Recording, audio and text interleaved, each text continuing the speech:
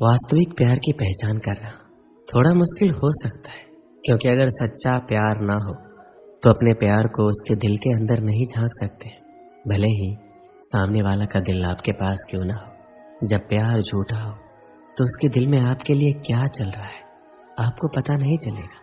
लेकिन ये नहीं है कि अभी सच्चा प्यार बाकी नहीं है, अभी भी सच्ची मोहब्बत है, बस पहचानने की जरूरत है। जिसे भी सच्ची मोहब्बत मिलती है उसकी जिंदगी गुलाब के फूलों की तरह महक जाती है और जिंदगी रंगों से भर जाती है।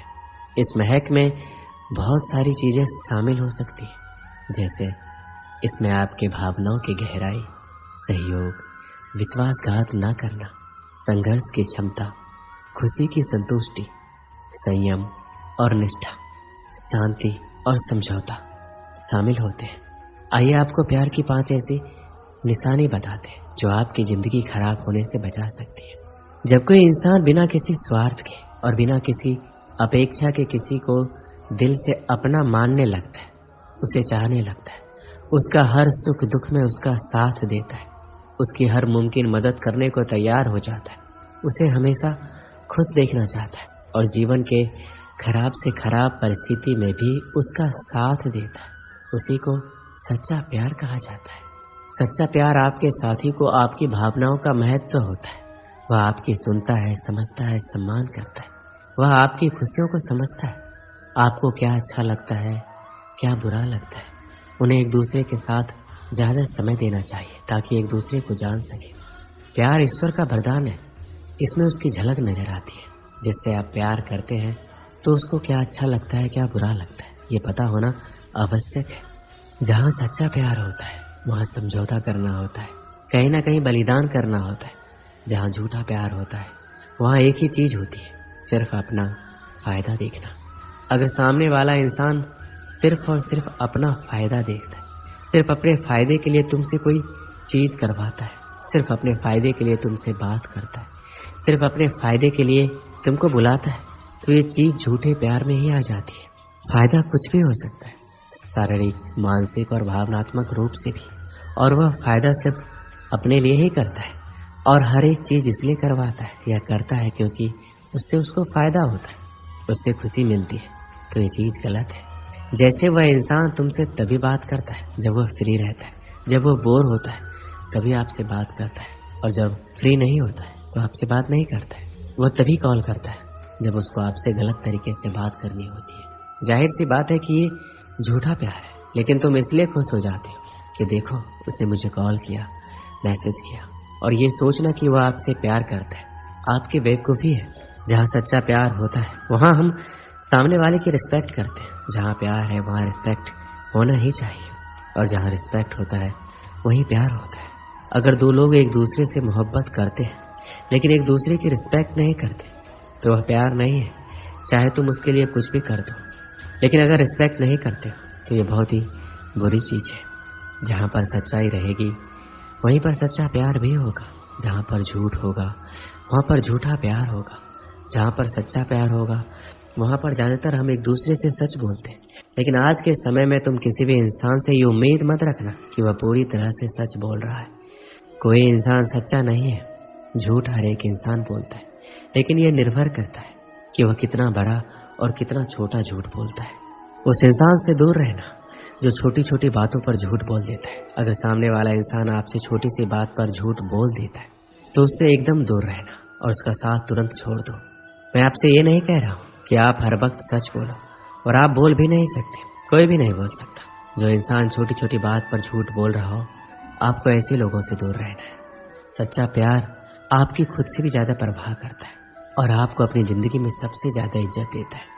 सच्चा प्यार करने वाले गलती होने पर एक दूसरे पे इल्ज़ाम नहीं देते। प्यार इस दुनिया का सबसे बेहतरीन एहसास है, और जब किसी इंसान को किसी से प्यार हो जाता है तो उसकी दुनिया ही बदल जाती है। वो मन ही मन उसे चाहने लगता है, उसकी खुशी में अपनी खुशी और उसके गम में अपना गम मानने लगता है। अगर कोई आपसे सच्चा प्यार करता है तो आप जैसे हो वैसे ही वो आपको स्वीकार करेगा। वो आपकी तुलना किसी और के साथ करके आपको नीचा दिखाने की कोशिश नहीं करेगा।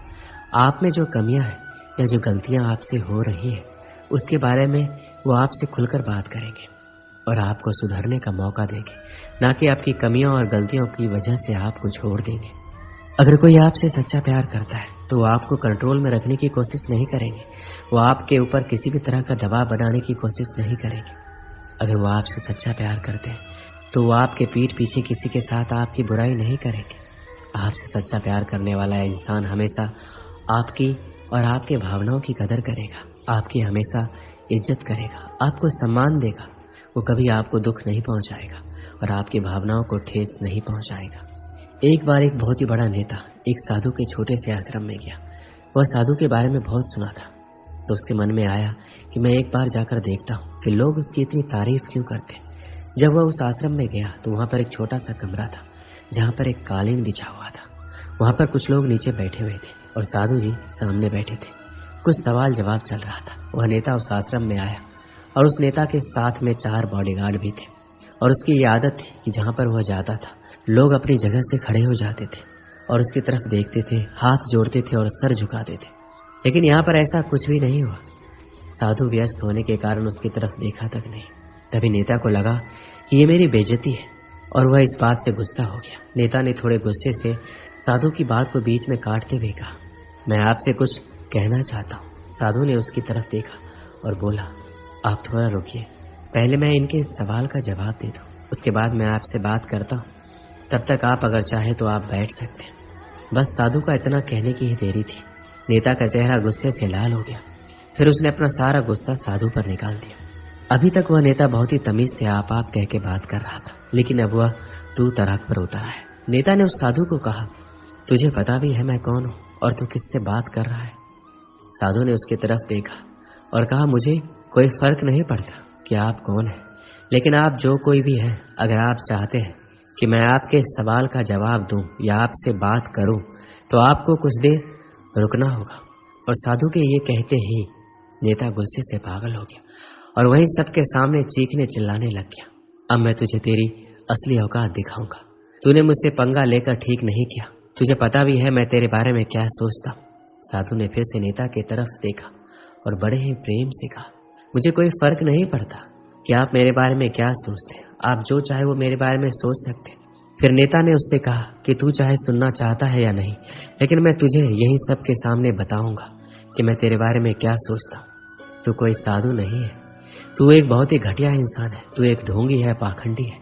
यहाँ पर जितने भी लोग बैठे हैं उन सबको बेवकूफ़ बना रहा है। तेरा बस एक ही मकसद है, इन लोगों की जेब में जितना भी पैसा है वह सब तेरे पास आ जाए।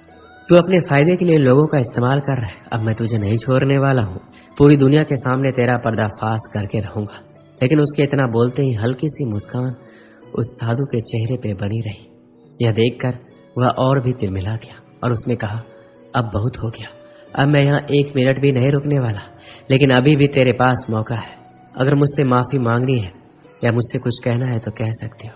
इतना सब होने के बाद भी साधु के चेहरे पर एक मुस्कान थी और वह बिल्कुल शांत था। फिर उन्होंने अपनी आंखें बंद की।